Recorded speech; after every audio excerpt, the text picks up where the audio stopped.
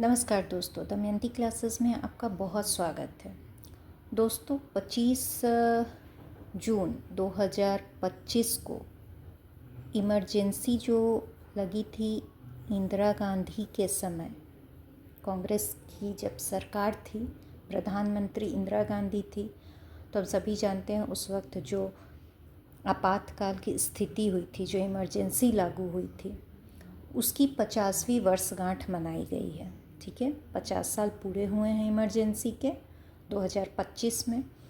तो मुझे लगता है कि ये टॉपिक एग्ज़ाम के पॉइंट ऑफ व्यू से हमारे लिए बहुत इम्पोर्टेंट हो सकता है। इससे क्वेश्चंस एग्ज़ाम में हमारे आ सकते हैं। ठीक है, तो आज के क्लास में हम लोग जो इमरजेंसी का जो प्रोविज़न्स हैं, जो आपातकालीन प्रावधान हैं, उससे रिलेटेड जो भी चीज़ें इम्पॉर्टेंट हैं उसको हम लोग आज के क्लास में जानेंगे। फिर इंदिरा गांधी के समय जो इमरजेंसी लागू हुई थी उससे रिलेटेड चीज़ों को हम लोग समझेंगे। साथ में कितनी बार किन राज्यों में इमरजेंसी अभी तक लागू हुई है, इसका जो भी इमरजेंसी से रिलेटेड क्वेश्चन बनता है वो आज की क्लास में हम लोग कवर करेंगे। ठीक है, तो ये एग्ज़ाम के पॉइंट ऑफ व्यू से पॉइंट इम्पॉर्टेंट है। आप लोग वीडियो को अंत तक देखें, बहुत बेनिफिशियल होने वाला है। तो सबसे पहले स्टार्ट करते हैं हम लोग कि आपातकाल जो है वो भारतीय संविधान के किस भाग में है। ठीक है, तो भाग 18 में, संविधान के भाग 18 में आपातकालीन प्रावधान है। ठीक है, अनुच्छेद की बात करें तो अनुच्छेद 352 से 360 तक का जो अनुच्छेद है वह आपातकाल से संबंधित है। क्लियर।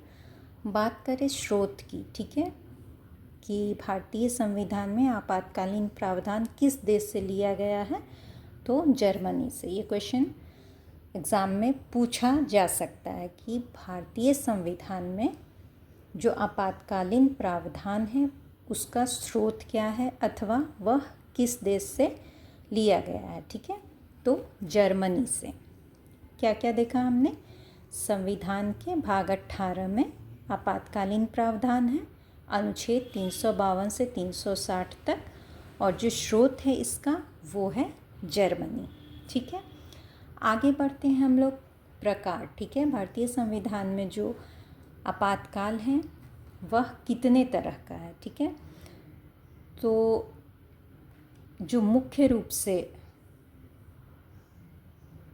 आपातकाल हैं वो हैं राष्ट्रीय आपात, राष्ट्रपति शासन और वित्तीय आपात। ठीक है, ये मुख्य आपात जो हैं लागू होते हैं वो हैं। अनुच्छेद 352 हमारा राष्ट्रीय आपात से संबंधित है। ठीक है, राष्ट्रीय आपातकाल के बारे में जो भी चीज़ें हैं वो अनुच्छेद 352 में है। वहीं राष्ट्रपति शासन का अनुच्छेद 356 में वर्णन है और वित्तीय आपात का अनुच्छेद 360 में वर्णन है। क्लियर। अनुच्छेद 360 किससे संबंधित है? वित्तीय आपात से। 356 किससे संबंधित है? राष्ट्रपति शासन से। और अनुच्छेद 352 किससे संबंधित है? राष्ट्रीय आपातकाल से। क्लियर। यहाँ तक हम लोगों ने आसानी से समझा। अब हम लोग समझते हैं कि राष्ट्रीय आपात, ठीक है, इसमें भी दो तरह से हम लोग इसको समझेंगे। ठीक है, बाह्य आपातकाल और आंतरिक आपातकाल। सबसे पहले जो ये राष्ट्रीय आपात है इसको हम लोग समझें। ठीक है, तो युद्ध, बाह्य आक्रमण और सशस्त्र विद्रोह। ठीक है, ये जो एक शब्द है सशस्त्र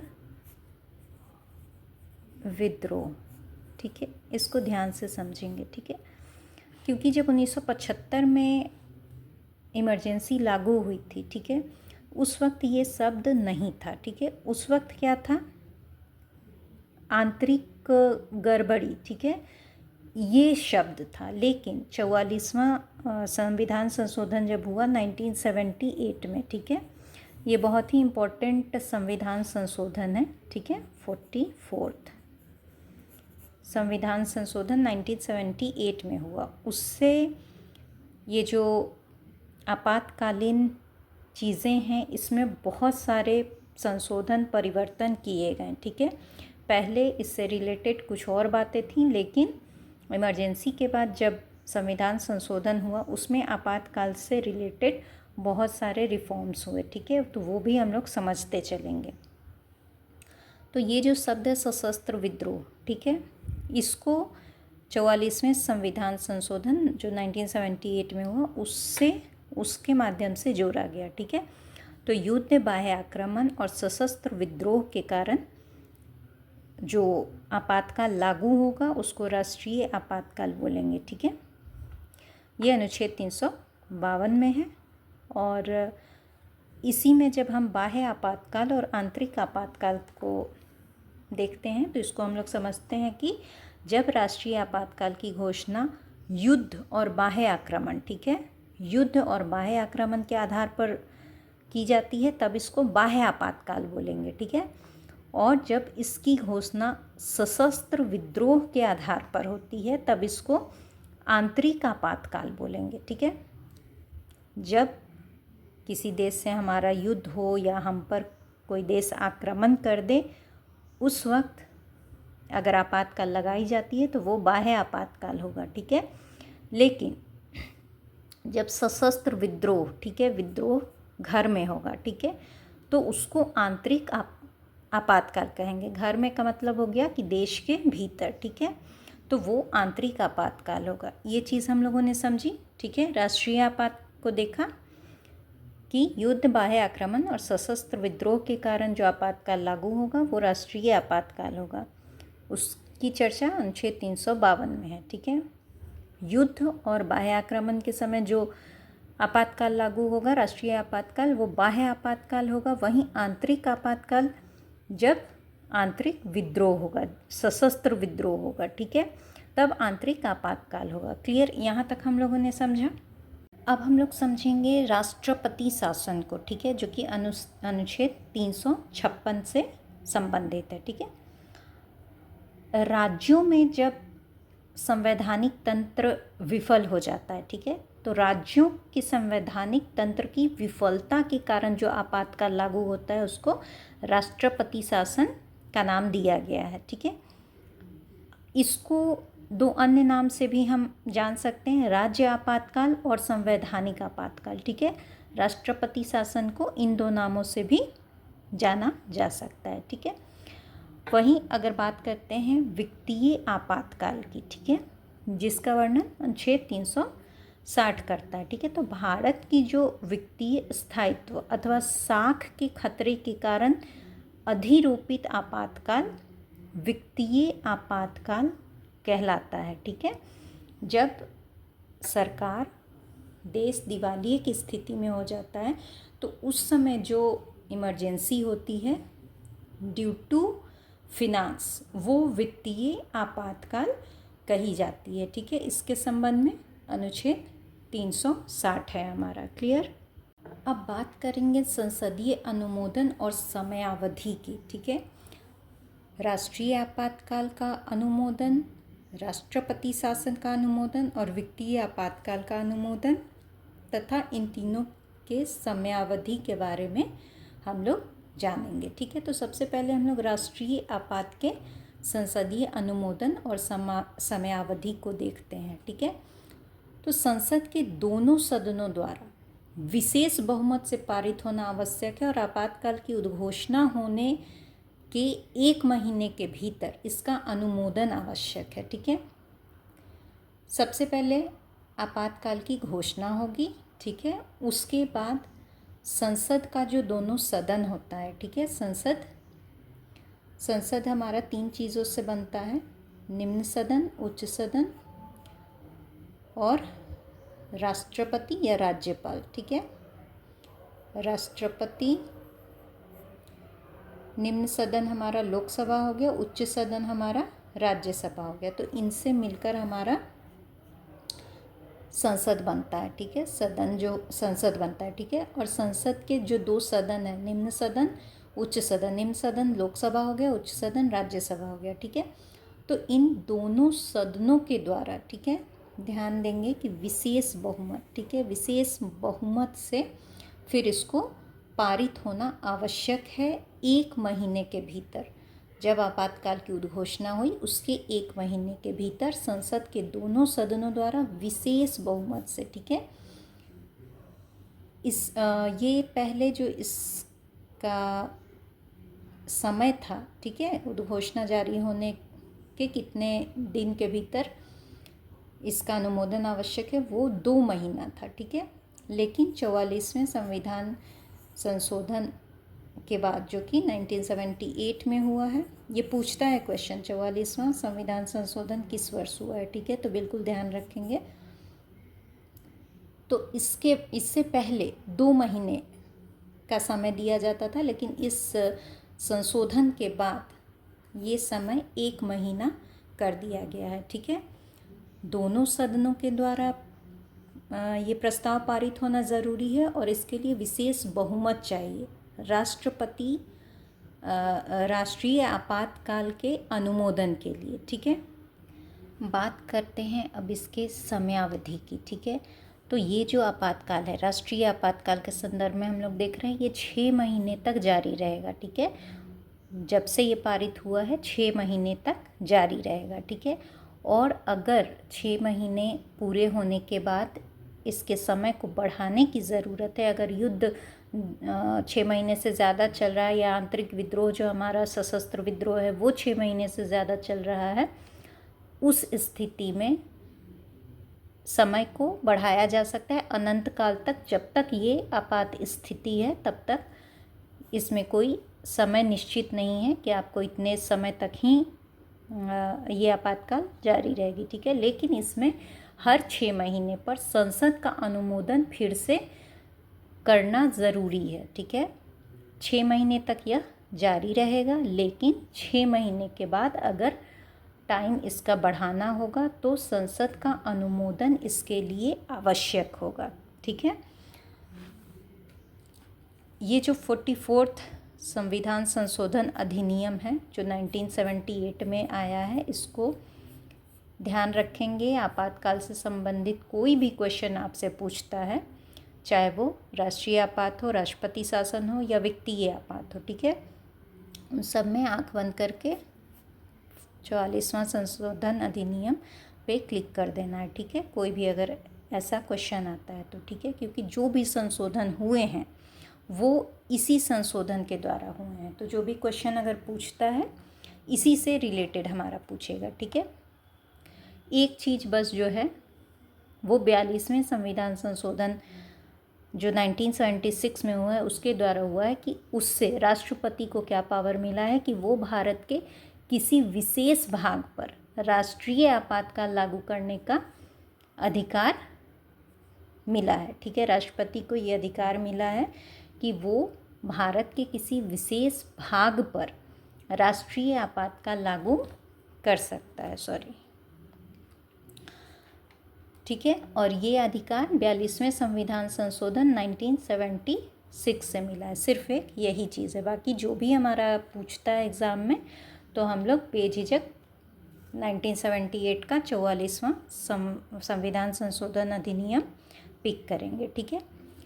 एक चीज़ यहाँ मैं बता दूँ कि जब इमरजेंसी इंदिरा गांधी के समय 1975 में लागू हुआ था, उस वक्त सिर्फ प्रधानमंत्री की सलाह से राष्ट्रपति ने इस आपातकाल की घोषणा कर दी थी, ठीक है।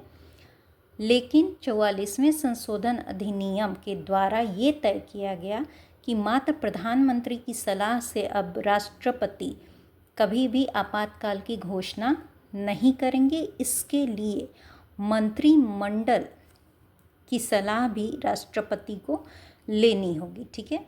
तो ये भी काम 44वें संशोधन अधिनियम के बाद हुआ। क्लियर। अब हम लोग बात करेंगे राष्ट्रपति शासन की, ठीक है। राष्ट्रपति शासन का परिचय हम लोग पहले देख चुके हैं। अब इसका हम लोग अनुमोदन और समयावधि देखेंगे, ठीक है। तो राष्ट्रपति शासन की उद्घोषणा जारी होने के 2 महीने के भीतर संसद के दोनों सदनों के द्वारा सामान्य बहुमत के द्वारा इसका अनुमोदन हो जाना चाहिए, ठीक है। यहाँ क्या हम लोग देख रहे हैं, 2 महीने के भीतर, ठीक है। जब राष्ट्रीय आपातकाल का समय था तब वहाँ 1 महीने के भीतर अनुमोदन हो जाना चाहिए संसद के दोनों सदनों के द्वारा, लेकिन वहाँ विशेष बहुमत चाहिए था और यहाँ सामान्य बहुमत है, ठीक है। राष्ट्रपति शासन के संदर्भ में अनुमोदन को हम लोग देख रहे हैं 2 महीने के अंदर, घोषणा जारी होने के 2 महीने के अंदर इसका अनुमोदन संसद के दोनों सदनों से, ठीक है, दोनों सदनों से हो जाना चाहिए और सामान्य बहुमत के द्वारा, ठीक है। यहाँ विशेष बहुमत नहीं चाहिए। बात करते हैं अब समयावधि की, ठीक है।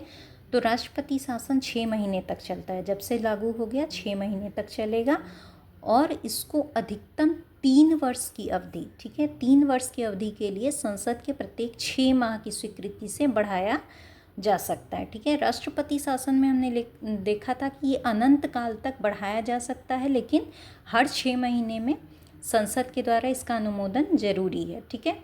यहाँ हम लोग देख रहे हैं कि यहाँ भी 6 माह के लिए 6 माह के बाद संसद का अनुमोदन आवश्यक है, लेकिन इसका मैक्सिमम जो है वो है 3 वर्ष। 3 वर्ष तक राष्ट्रपति शासन लगा सकते हो आप, सरकार के द्वारा लगाई जा सकती है, लेकिन 6 महीने में अनुमोदन इसका संसद के दोनों सदनों से करना होगा, ठीक है। 3 वर्ष के बाद आपको री इलेक्शन वहाँ उस क्षेत्र में करवाना ही होता है, ठीक है।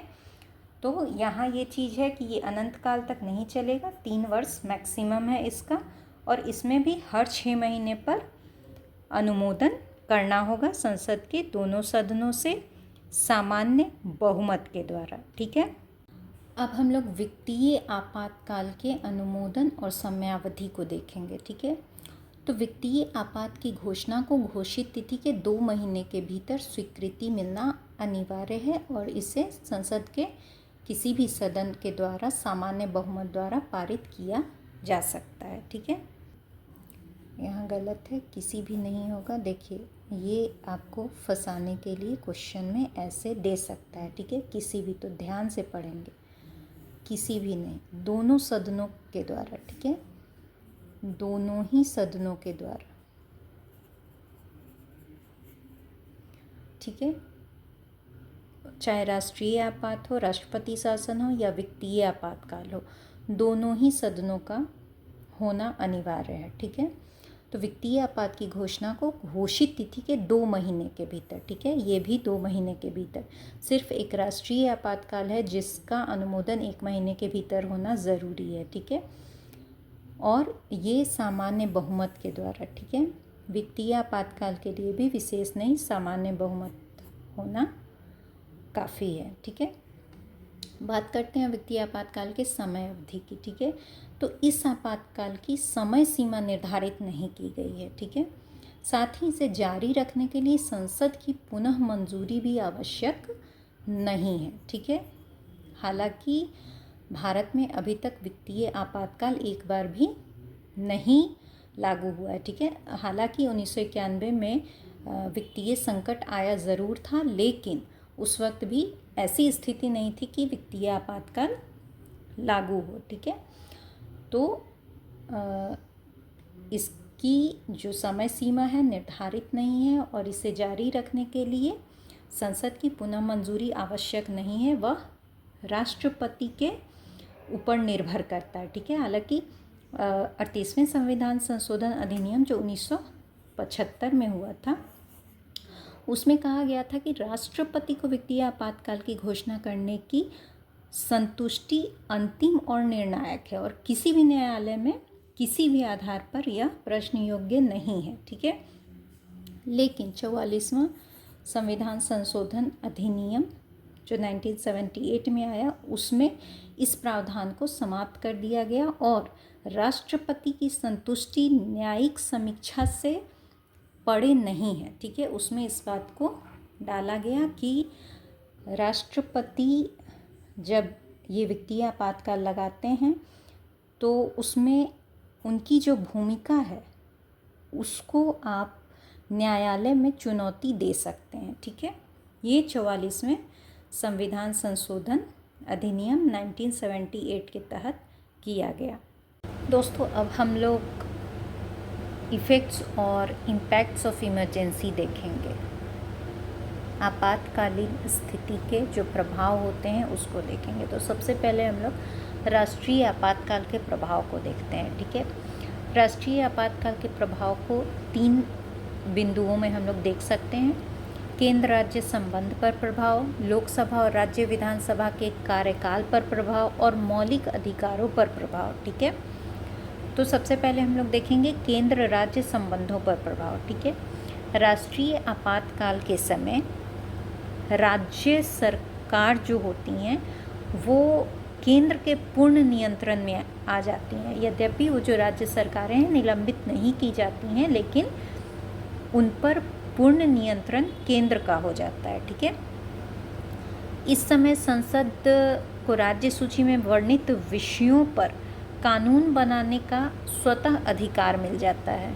जो भी राज्य सूची के विषय हैं उस पर कानून बनाने का अधिकार केंद्र को स्वतः ही मिल जाता है। कहने का मतलब है कि इस वक्त जो है वो संविधान जो है भारत का वो संघीय की जगह एकात्मक हो जाता है, ठीक है।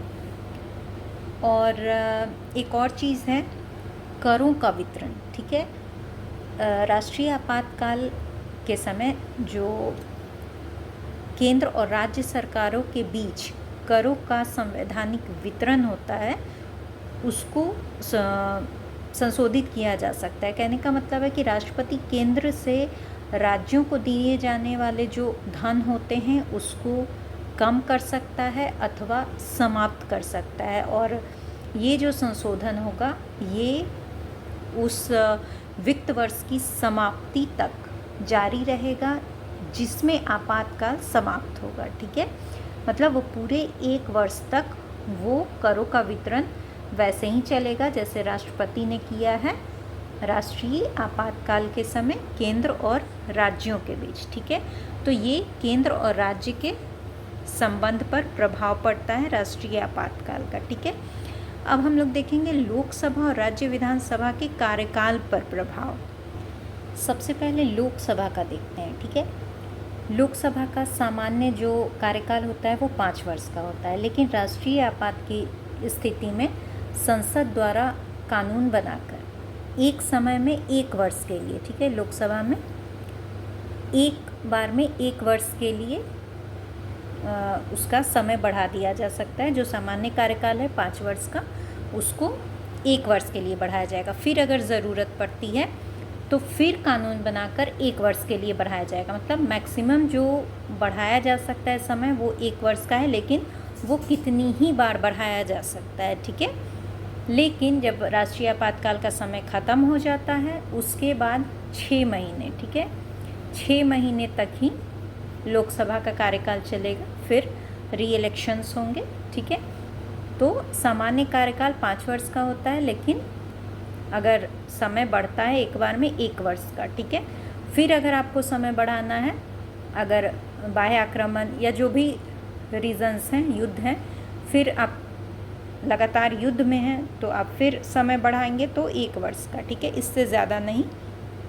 और हर बार संसद के द्वारा कानून बनाकर ही ये पारित होगा, ठीक है। और 6 महीने तक जब राष्ट्रीय आपात की स्थिति ख़त्म हो जाती है तब 6 महीने तक कार्यकाल बढ़ा रहेगा, उसके बाद नहीं, उसके बाद फिर आपको इलेक्शंस करवाने होते हैं, ठीक है। इसी प्रकार राज्य विधानसभा को हम लोग देखें तो इसका कार्यकाल भी सेम वही चलेगा और प्रत्येक बार 1 वर्ष के लिए चाहे जितने भी समय तक बढ़ सकता है 1 वर्ष के लिए, ठीक है। और ये भी 6 महीने, ठीक है। राष्ट्रीय आपातकाल जब समाप्त होता है तब 6 महीने तक यह प्रभावी रहेगा, उसके बाद फिर से इलेक्शंस करवाने होंगे, ठीक है, राज्य के विधानसभा में, ठीक है। दोनों में सेम ही प्रोसेस है, एक बार में 1 वर्ष के लिए ही बढ़ेगा। क्लियर है। अब हम लोग देखेंगे मौलिक अधिकार पर प्रभाव। ठीक है, जो इमरजेंसी का मेन इफ़ेक्ट जो आम जनता में है, जो पड़ता है, वो मौलिक अधिकार जो होते हैं, फंडामेंटल राइट्स, उस पर बहुत विस्तृत प्रभाव पड़ता है। ठीक है, तो उसको हम लोग समझते हैं। इमरजेंसी के समय, ठीक है, जो मौलिक अधिकार निरस्त कर दिए जाते हैं, उसका वर्णन अनुच्छेद 358 और 359 में है। ठीक है, आपातकाल अनुच्छेद 352 से 360 तक है। ठीक है, उसमें जो अनुच्छेद 358 और 359 है, वो इमरजेंसी का जो मौलिक अधिकारों पर प्रभाव पड़ता है उससे रिलेटेड है। ठीक है, ध्यान रखेंगे अनुच्छेद के बारे में।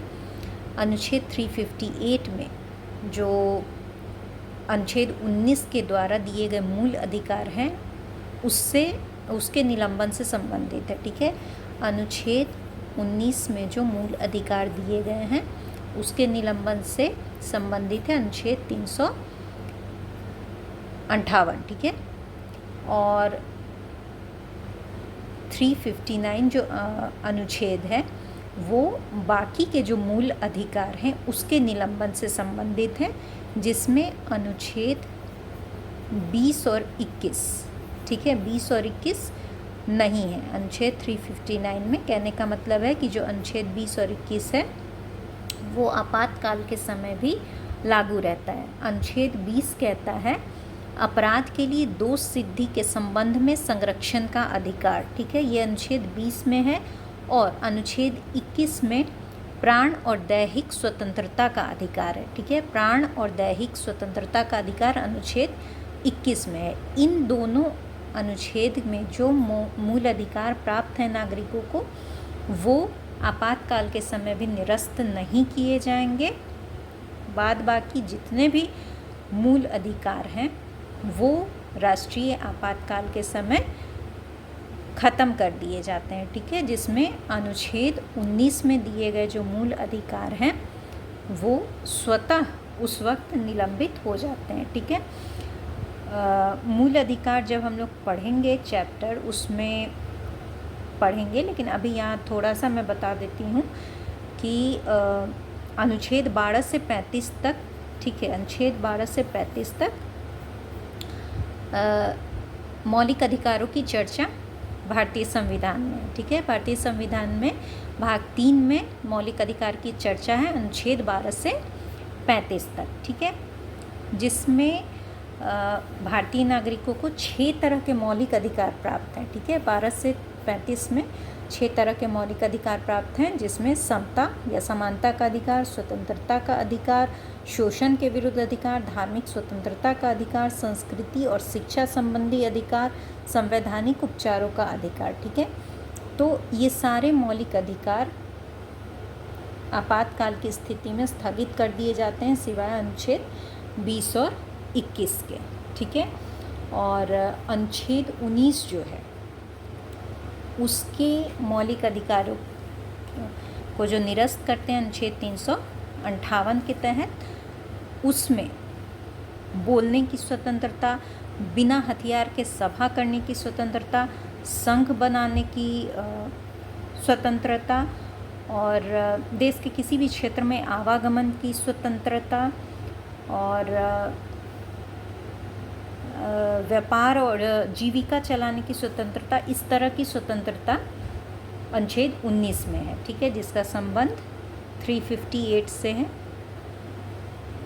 स्थगित कर दी जाती है। ठीक है, ध्यान बस ये रखेंगे कि अनुच्छेद 20 और 21 आपातकाल के समय में भी स्थगित नहीं होते हैं। ठीक है, तो यहाँ हमने देखा है राष्ट्रीय आपातकाल के समय केंद्र राज्य संबंध पर प्रभाव, लोकसभा और राज्य विधानसभा के कार्यकाल पर प्रभाव और मौलिक अधिकारों पर प्रभाव। ठीक है, अब हम लोग देखेंगे राष्ट्रपति शासन का प्रभाव और उसके बाद वित्तीय आपातकाल का प्रभाव। राष्ट्रपति शासन के प्रभाव को हम लोग देखते हैं तो इसमें राष्ट्रपति की सर्वोच्चता स्थापित हो जाती है, जो राज्य की सत्ता होती है वो राज्यपाल के हाथों में चली जाती है, क्योंकि राष्ट्रपति शासन लागू होता है तो राष्ट्रपति मुख्यमंत्री के नेतृत्व वाली मंत्रिपरिषद को भंग कर देता है, राज्य सरकार के कार्य अपने हाथ में ले लेता है और उसे राज्यपाल और अन्य कार्यकारी अधिकारियों की शक्ति स्वतः प्राप्त हो जाती है। राज्यपाल जो होता है वो राष्ट्रपति के नाम पर राज्य सचिव की सहायता से या राष्ट्रपति द्वारा नियुक्त किसी सलाहकार की सहायता से राज्य का प्रशासन चलाता है। तो ऐसी स्थिति में और इसीलिए अनुच्छेद 356 के अंतर्गत की गई घोषणा में राज्य में जो ये आपातकाल की स्थिति आती है इसको राष्ट्रपति शासन कहते हैं, ठीक है, क्योंकि शासन राष्ट्रपति का उस राज्य में हो जाता है, ठीक है। और इसके साथ ही राष्ट्रपति को उस राज्य के विधानसभा को विघटित या निलंबित करने का भी अधिकार होता है, ठीक है। विघटन होने की स्थिति में राज्य में फिर से नई विधानसभा के गठन के लिए नए चुनाव कराए जाते हैं, ठीक है। उसके बाद है कि संसद द्वारा राज्य विधायिका की शक्ति का प्रयोग, ठीक है। राष्ट्रपति अब यह घोषणा कर सकता है कि संसद राज्य की विधायिका की शक्तियों का प्रयोग कर सकती है, ठीक है। संवैधानिक प्रावधानों का निलंबन, राष्ट्रपति वे सभी आवश्यक कदम उठा सकते हैं जिसमें राज्य के किसी भी निकाय या प्राधिकरण से संबंधित संवैधानिक प्रावधानों का निलंबन शामिल होता है, ठीक है। अंत में है राज्य की संचित निधि का प्रयोग, ठीक है। जब लोकसभा का सत्र नहीं चल रहा होता है तो राष्ट्रपति संसद की अनुमति के लिए लंबित पड़े जो राज्य की संचित निधि का प्रयोग होता है उसको प्राधिकृत कर सकता है। कहने का मतलब है कि जो संसद ने राज्य सरकार को जो भी संचित निधि के प्रयोग से संबंधित बातें भेजी हैं, कानून भेजे हैं, जो भी भेजे हैं, उसको जब राज्य सरकार लागू नहीं करती है या उस पर कुछ भी रिएक्शन नहीं भेजती है तो ऐसी स्थिति में जब राष्ट्रपति शासन लगा हो तो राष्ट्रपति उस संचित निधि का प्रयोग कर सकता है, ठीक है। तो ये राष्ट्रपति शासन का प्रभाव है, ठीक है। अब हम लोग देखेंगे वित्तीय आपातकाल का प्रभाव, ठीक है। वित्तीय आपातकाल में राज्य के वित्तीय मामलों पर केंद्र का नियंत्रण हो जाता है, वेतन भत्तों में कटौती होती है, धन विधेयकों को आरक्षित रखा जाता है। केंद्र की जो कार्यकारी शक्ति होती है वो इस सीमा तक बढ़ जाती है कि किसी भी राज्य को वित्तीय औचित्य के सिद्धांत के पालन का निर्देश कर सकती है। किसी भी राज्य के लिए ऐसे अन्य निर्देश जिन्हें राष्ट्रपति आवश्यक समझे उसको भी लागू कर सकती है, ठीक है। जो राज्य के वित्तीय मामले होते हैं उस पर सीधे केंद्र का नियंत्रण हो जाता है। ऐसे किसी भी निर्देश में इन प्रावधानों का उल्लेख हो सकता है।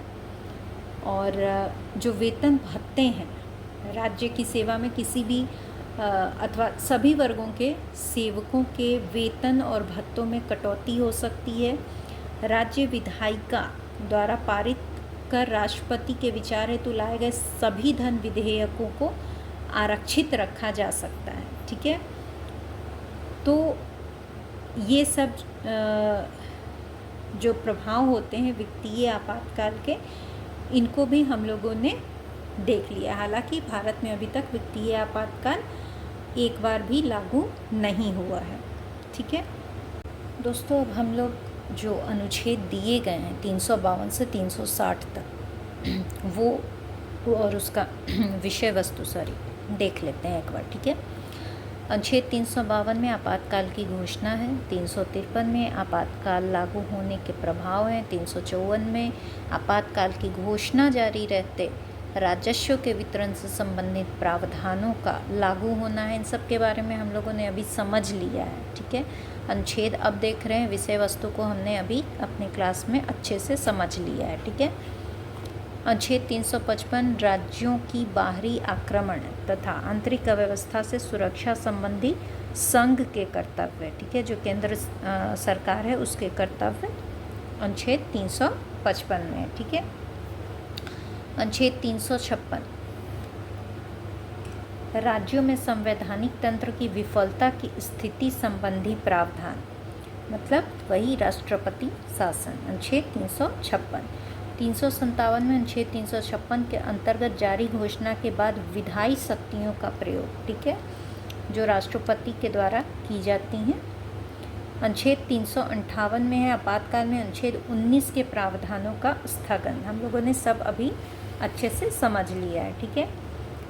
नेक्स्ट 359 अनुच्छेद 359, ठीक है, आपातकाल में भाग 3 में प्रदत्त अधिकारों को लागू करना या स्थगित रखना, इससे संबंधित है। और अनुच्छेद 360 वित्तीय आपातकाल संबंधी प्रावधान है, ठीक है। तो ये हम लोगों ने आपातकाल से रिलेटेड जो भी अनुच्छेद हैं और उसकी विषय वस्तु है उसको हम लोगों ने देखा है, ठीक है। फ्रेंड्स, वीडियो लंबा हो गया है, इसलिए जो आपातकाल से रिलेटेड क्वेश्चंस हैं, जैसे कि बेसिकली जो क्वेश्चंस आते हैं वो 1975 के इमरजेंसी से, और क्योंकि ये तो 50वां वर्ष है तो उससे रिलेटेड क्वेश्चन एग्ज़ाम में आएंगे ही आएंगे, और साथ में जो राज्यों में राष्ट्रपति शासन लागू हुए हैं उससे रिलेटेड भी क्वेश्चंस हम लोग को देखने हैं। तो वो इसी वीडियो में अगर मैं ऐड करती हूँ तो बहुत ज़्यादा लंबा भी हो जाएगा और आप लोगों को बॉदर भी करेगा। तो बेटर ये होगा कि आप लोग पहले ये जो क्लास है इसको अच्छे से एक बार 2 बार समझो, पढ़ो, पेन डाउन करो, बुक से भी आप पढ़ो, कोई दिक्कत नहीं है। ये तो अगर आपको वीडियो में समझा दिया जाता है तो ज़्यादा अच्छे तरीके से आप समझते हो, तो ये मेरा प्रयास था। और इससे जो भी रिलेटेड क्वेश्चन है वो नेक्स्ट वीडियो में मैं आपके साथ शेयर करूँगी। तब तक आप लोग इस टॉपिक को अच्छे से पढ़ें, क्योंकि डेफिनेटली इस टॉपिक से एग्ज़ाम में हमारे क्वेश्चन आएंगे ही आएंगे इस बार, ठीक है। तो इसके क्वेश्चंस के साथ नेक्स्ट वीडियो में मिलती हूँ। धन्यवाद।